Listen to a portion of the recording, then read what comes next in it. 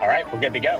Welcome everyone back. This is another episode of the Go-to-Market Kickback, the number one go-to-market leadership interview and strategy podcast in the entire world. We're back here with another wonderful guest, Mr. Chris Doggett. Am I pronouncing that right? I should have asked you that before. Doggett. Wonderful to have you on, Chris. Thank you for volunteering your time and gracing us here. You've got one of the most accomplished and diverse careers of a CRO in the software and technology sector that I've ever come across. You've done a lot of work outside of go-to-market leadership in that CRO capacity across a number of notable organizations. Most people would know. I'll let you color in which ones you want across all sorts of shapes, sizes, scales, 0 to 1, 1 to 50, 100 to 300, like ridiculous scaling efforts that you've participated in time and time again across a couple of decades of your career here. You're doing some wonderful work on the consulting side, right? Helping organizations adopt new tools, processes, optimize their organizations for better efficiency and growth in the future that has surely been endlessly impactful for everyone that you've touched. And I'm very excited that you're gracing us with some of those ideas and the go-to-market kickback here, specifically around, I guess, this new wave of AI adoption and optimization in the sales workflow, right? Which me and you have had a few discussions about. Has been a bit of a laggard, right, across other business disciplines that have been quicker to adopt some of those things. So let me stop there. Thank you for joining us. Anything else you can color us in on your background? Oh, it's my pleasure. I appreciate you inviting me to join you. And you're very kind with that opening intro. I think that's probably more than most people want to know, but I've been very lucky. I've had the opportunity to work across a number of different companies, really good companies with great teams and great people over the last 25 years. I've gotten to see some really interesting stories and evolutions in companies in a bunch of different segments of enterprise software and SaaS. I'm very lucky to have that experience, and it's my pleasure to share that with other people and help other teams be successful. Yeah, I love to hear it. Well, let's jump right into it. A lot of our conversation before sitting down to record this is around AI adoption, tool sets, workflows, different operational tactics of how organizations can put artificial intelligence in different ways and forms into their sales programs. It's interesting, by comparison, sales seems to be a laggard in the adoption of these types of tools, particularly compared to groups like marketing and biz ops and even finance and more operationally centered roles. Tell me what you're seeing in the market in terms of AI adoption in sales, and maybe a bit of context around why you think it's lagging compared to marketing and other groups. It's a great topic. I think what's really exciting is very recently, as I've been doing work with a few different companies, I'm seeing some sales leaders and teams start to take up AI now. But you're right. Prior to that, it really was marketing teams leading the way. And I think the reason for that is kind of a combination of different factors. First of all, something we're all familiar with is marketing has had proliferation of technology tools available. I think we're well over 15,000 MarTech vendors today and climbing. Yeah, it's amazing. So tons and tons of tools available. As a result, marketers were very familiar with trying out new technologies, iterating quickly and experimenting. And when AI came along and tools started to pop up, and even AI functions in that MarTech stack popped up, they were already well tuned and familiar to adopt that. So I think that was part of it. And I think also with that adoption and explosion of technology, we've seen just an explosion of data and more process complexity and specialization in marketing. And I think a lot of that lends itself to AI helping those organizations scale up their activities. And if they don't scale, they kind of get left behind. So I think there's both a driver and a familiarity that made it easy for marketing. I did some research.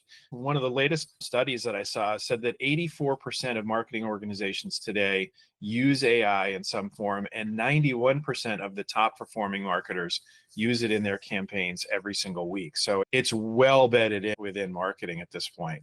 And they're using it for all sorts of stuff. You know, we're talking content creation and optimization and personalization, scaling up email campaigns, predictive analytics, and all sorts of things, which is a lot further along than sales is today, which has been slower to adopt some of those technologies.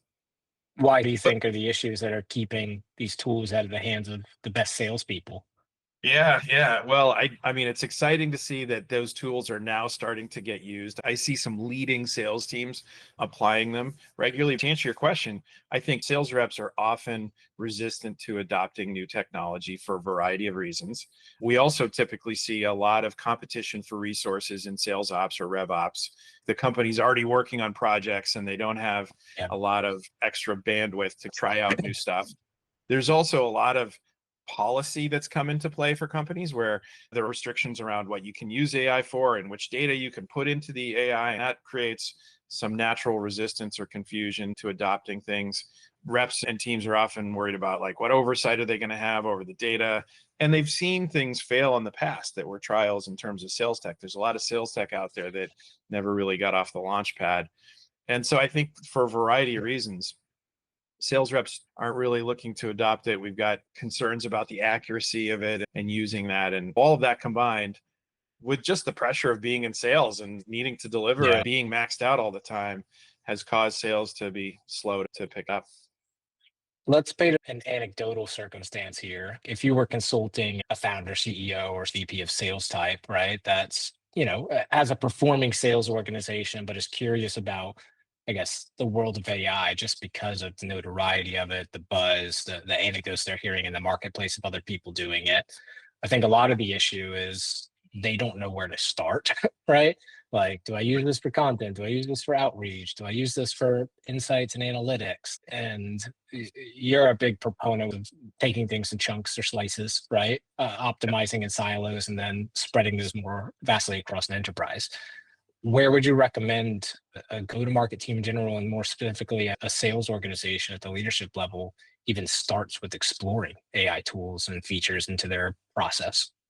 Yep, I do think it's important to start small, start with a specific thing, try, iterate, be willing to fail fast, but also don't try to do some big project that's going to take months and lots of resources to do. It's Yeah. better to try, try things out and do things quick. But in terms of to your question, where do you start in your organization? There are two ways I'd recommend people think about it. Either look at the typical customer journey and more specifically the sales process and figure out, is there a point in the sales process that there's a lot of room for improvement? Do you have really low conversion rates, for example, between MQLs and SQLs, between marketing leads and sales qualified or sales opportunities? Is there a specific point where you're just not performing at the Yeah. level you want to perform? And so you're picking a pain point and you're saying, all right, how could we improve that? And what's causing that conversion rate? Are our reps flooded with leads and trying to find a needle in a haystack? It would be great if we could filter through all that, find all the needles, and have the reps calling the best prospects, just to pick an easy example. So one is start with a pain point. The other approach, which I think is also a good way to get started, is just look at where you've got the most inefficiency in a sales process. The needle in the haystack could be both a reason for failing and a big point of inefficiency. And there are lots of things you can do to take administrative burden off sales reps and free them up to do more selling. We look at a lot of studies, and the average sales rep only spends about a third of their time, sometimes less, actually selling. They spend about 2/3 of their time doing everything else with the job. Yep. Imagine what could happen if you could flip that to 50% of their time selling or 75% of their time selling by offloading low value activities. That's possible today. The second way to start is to look at your sales process again and say, where do we have the most inefficiency? Where are reps spending a lot of time that we don't want them to spend time?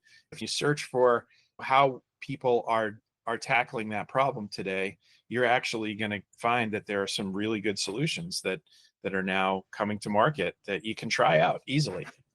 From a practical management standpoint, like the actual leadership layer and what they could be using, hands-on keyboard, AI tool sets, where do you think they should start as opposed to rep workflows? Well, I think what we're seeing already is that AI is helping sales management do their job in some of the tools that are out there, popular tools, whether it's Zoom and getting a transcript and a summary of what the call was, or it's tools Yeah. like Gong that provide that sort of thing. They're already starting to use AI to be more efficient about covering what was covered in their reps calls, what was discussed, what are the advances, what are the next steps.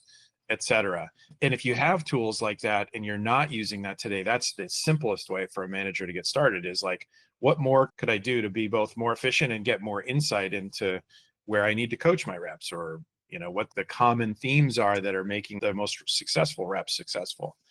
And you see managers doing that today. They often have dashboards that tell them per deal whether those deals are accelerating or decelerating, and what proportion of the call was our rep talking versus the prospect, and things like that.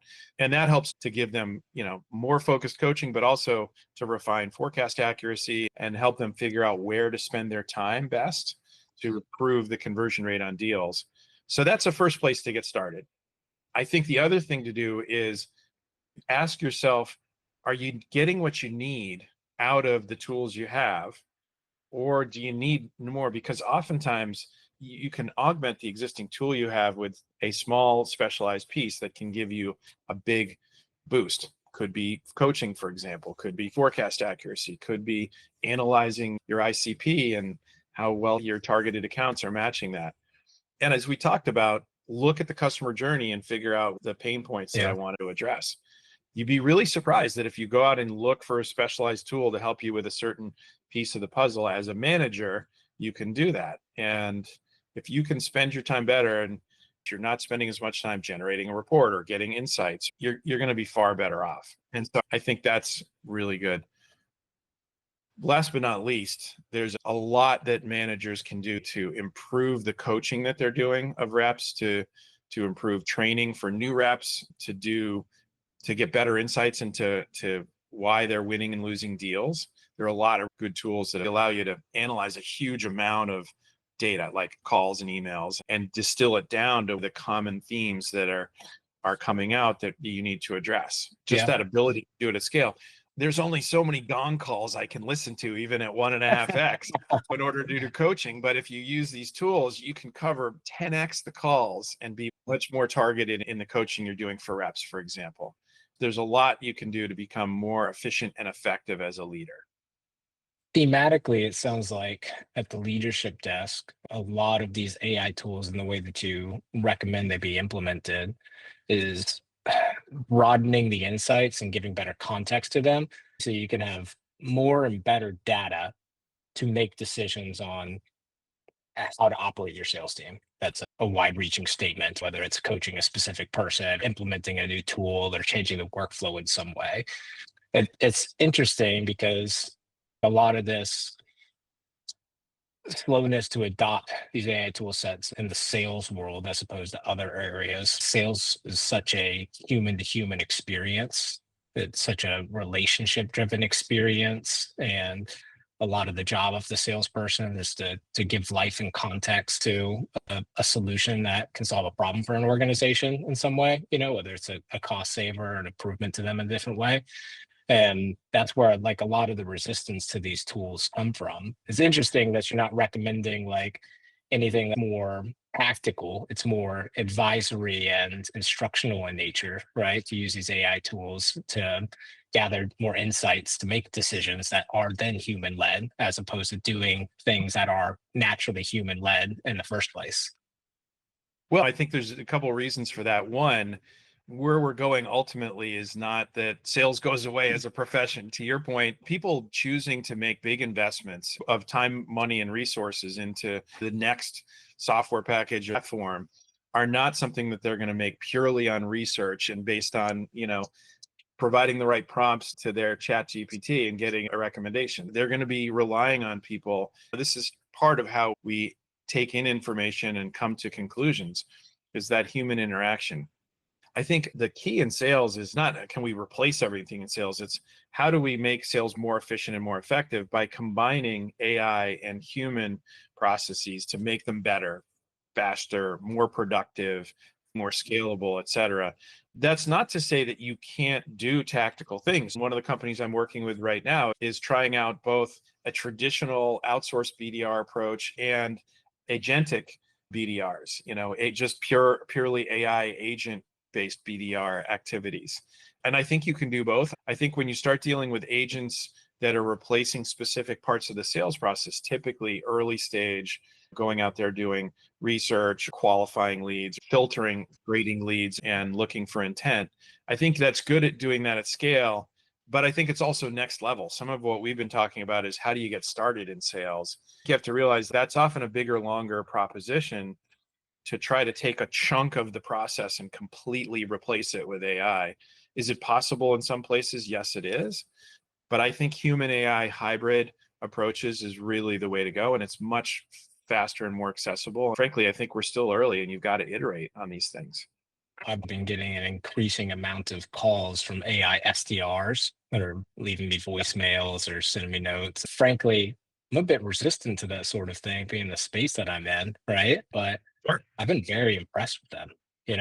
It's interesting. They have all the context in the database, far surpasses what any human mind can actually know. They can answer more questions and bring more relevancy to it. They don't stumble when you talk to them or get nervous, and they speak with authority and some sort of relevancy. There's tweaking that needs to be done, but it's interesting how quickly they're coming on and how impressive they are, even in these first couple iterations of these SDR AI tools have only been around for like a year. Have you had Right. any experience with them, or do you have any thoughts on that specifically? I've had very mixed experiences. We all get more emails, outreach, Yeah. messages, LinkedIn, et cetera. A lot of these are AI based. There's mixed performances. Sometimes you can look at them and go like that. Well, that's just clearly that's not a person because it's off base. There's Well, I something think that's a that's big distinction, inaccurate. is an AI pretending to be a human, like someone writing AI content and using it through their personal account, or an AI not being afraid to say it's an AI. There's a bit Yeah, of a difference. I can't put my finger on why exactly it makes a difference, but it feels a little bit more authentic to me when it's not something trying to pretend that it's not. I think that's right. I think that's a pretty good approach because we're all more skeptical now. We have different levels of experiences. Some are pretty sophisticated and really quite good, and others are not. And some of the times that's a person using a tool ineffectively, and some of the times it's just a tool that's still in an earlier stage of development and it's probably being market ready. But Yeah. so let's take a step back. Do we think that an AI agent could run the entire sales process such that it is today? Theoretically, yes. Is it going to be effective today in anything other than a very commoditized transactional sale context? No, probably not. Yeah. Although the expansive knowledge is there, I think AI still has a lot to learn about human interaction from the perspective of the typical salesperson prospect situation. And while it can be very good at analyzing data to find points in common and what are the common pain points that this type of customer will respond best to, that doesn't mean that it can conduct the whole conversation and handle all the nuances of negotiating pricing, for example.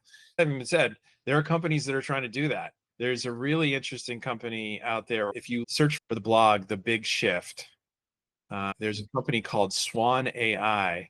Their big, hairy, audacious goal, their BHAG, is to become a $30 million company with 3 people. They talk about hybrid AI. They're not doing it entirely without human interaction. That's clearly not about having a big sales team. And there's Yeah. there's some really interesting startups out there that are pushing the envelope on that and trying to see what's possible. I think it'll be interesting to see what you can do. But I think we're really talking, our audience is today's organization. Yeah. And my message at the most fundamental level is you need to be experimenting with AI, regardless of whether you're a rep, manager, or a CRO, because if you don't, you're going to get left behind. Things are clearly progressing. And if you're purely going on a non-AI approach, you're going to become a dinosaur at some point, regardless of what your role is. And there's a lot of benefit to being more productive and achieving more by taking small pieces Yeah. and upscaling. I think that's the way you get started. You go out there and read. I'm signed up for a couple of newsletters, which I find really helpful. AIweekly.com is one that every day I get the latest update and some interesting things. The Big Shift blog that I mentioned documents how they're augmenting different parts of the sales process. And there are others out there like that you can go and get good ideas. And sometimes that's an easy way to start, is just say, oh, wow, we could do that. And it's actually an area that we could really benefit a lot if we made it better. How can someone start functionally experimenting with this stuff? Yes, reading and educating themselves on it, but there are a lot of tools out there. There's so many freemium solutions and trials. It's overwhelming and also a bit fragmented because it's not a sophisticated software space, right? That being AI enabled sales workflows. There's point solutions that maybe solve a specific problem. And we know because of what you said earlier, that's a bit of an issue for adoption as well, right? Because it's already hard to get a salesperson to change their workflow because they're such methodical beings, and when it's only solving a small chunk of what they're doing, even if it does that with great efficiency, it's hard to integrate into their existing workflow and replace their current mindset. My question, how did they functionally start experimenting with this stuff? Is it just signing up for trials of tools and seeing if they play out well, or is it something more scientific than that you'd recommend? I think maybe a little bit more organized than that. I mean, I think, there are a lot of startups out there that are kind of just letting people run with anything that they want to try out and bring it to the table. And that's a way to move quickly. But I think a better approach is to do a little bit of planning in advance. We talked about picking either a pain point that's the biggest area of opportunity to solve a pain point, or an area of inefficiency. And I think we also talked about taking a slice and starting small. And that means not just a small segment of the process to keep it manageable, but also pick a rep or a couple of reps, not the whole team at once, that are really forward leaning, that are already enthusiastic about adopting and trying out AI, and do a small pilot. Set the parameters for, okay, we're going to try to accomplish this. One of the companies I'm working with right now has a very clear outline. This is what we're trying to do. These are the success metrics we're going to use. This is how long we're going to run it for. And you do it with 1 or 2 reps for a specific amount of time, and you measure, what are the results there? And then ask yourself, do we need to iterate anything, or should we try a different tool in the same frame that we're trying to do? I think the key there is none of this is about doing a 6-month proof of concept. When you get started, you're doing small pilots that are more like sprints, to use an engineering term. I think you sprint for a little while, you know what you're looking for, and you see how you do, and then you iterate from there. Starting with somebody who has a great idea, or a lot of enthusiasm for doing it, is key, because you don't want to be using reps that would rather not be doing it to do your trial. What you want to do is somebody who wants to lean in. They're going to make it successful because they're going to figure it out. And they're going to, once they crack the code of here's how we do it in our organization at a very detailed level, then it's much easier to bring to the other reps in the team, because you could say, look at the success they're having. They went from X to Y, and we've already figured it out. And now we can just give it to you and you can pick it up and use it. I think it's important also to make sure you're communicating with legal and compliance, even in a small organization, because there are some concerns about what data you expose to the AI. If it's a chat GPT, if it's not AI that's in-house, where you've got your own proprietary filter on it and it's just staying in-house, you do need to be thoughtful about that. So the great thing about sales and marketing is there's a lot of stuff we do at the front end of the sales process that's not proprietary data, and it's publicly available data. It's not personally identifiable information where you have security and privacy concerns, because we're prospecting. So that's a really easy place to get started that doesn't usually trip a lot of concerns around policy and privacy and stuff like that. Let's close it out with this, Chris. If you've got one takeaway, one piece of advice that you would give to an early stage software CRO today about staying relevant and current in this AI driven shift for go to market teams, what would that be? Is it a mindset? Is it a tactical response to something?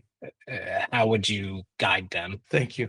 I think if you're in a really early stage company and you're in the ramp up phase, the things you're aiming for are different than an established company. And I think that's about acceleration and scale.